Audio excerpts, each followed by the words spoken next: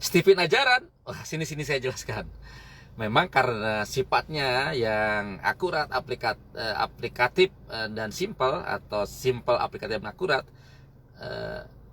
dan aplikatifnya itu loh yang diterapkan di berbagai bidang sehingga orang menyangka ini ajaran atau apa.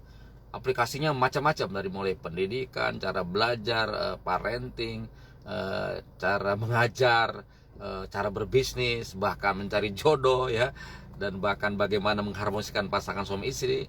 Banyak banget sehingga orang menyangka ini ajaran atau bukan.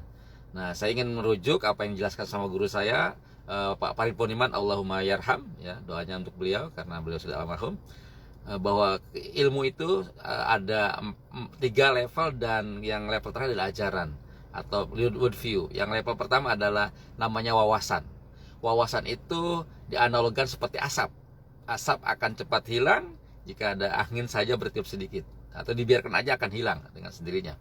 Itu adalah wawasan. Jadi keilmuan nyampe level wawasan.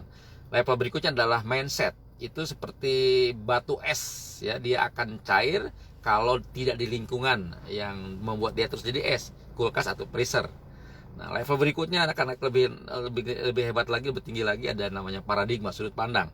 Nah, itu seperti beton. Dia mau cuaca berubah sekalipun tetap jadi beton. Nah, berikutnya adalah Stephen berhenti sampai paradigma, ya, sudut pandang. Sehingga wajar aja jika aktivis Stephen yang sudah kental, yang sudah mempelajarinya, menerapkannya dan menyebarkannya, dia sudah level paradigma. Apapun dilihat dari segi Stephen, ya, sehingga menjadi ajaran seolah-olah, padahal bukan ajaran, ya. Nah, contohnya apa? Misalnya gini, dalam Stephen itu ada namanya anjuran menikah atau menjodohkan seseorang itu berdasarkan Stephen. Misalnya, saya feeling. Nah, feeling level pertama yang baik buat saya, istrinya adalah yang mendukung saya, yaitu intuiting, ya. Oh, dicari-cari, tapi bukan sembarang intuiting. Intuiting harus laki-laki, harus perempuan, bukan laki-laki. Walaupun misalnya saya cari-cari nggak ketemu intuiting tuh yang mau saya, perempuan. Yang ada cowok yang nggak bisa karena agamanya melarang. Di istilah peran agama. Jadi tetap aja agama sebagai ajaran paling tinggi. Atau misalnya ketemu jodoh yang dalam Stephen itu tidak dianjurkan, misalnya sama feeling, tapi setelah diistrohi, setelah didiskusikan, minta munajat ke Allah, ternyata ada ilham yang saya harus melanjutkan, ya melanjutkan. Berarti saya walaupun menurut Stephennya adalah tidak dianjurkan, tetap mampu, karena Allah tidak akan mencoba atau membebani seseorang di luar kemampuannya.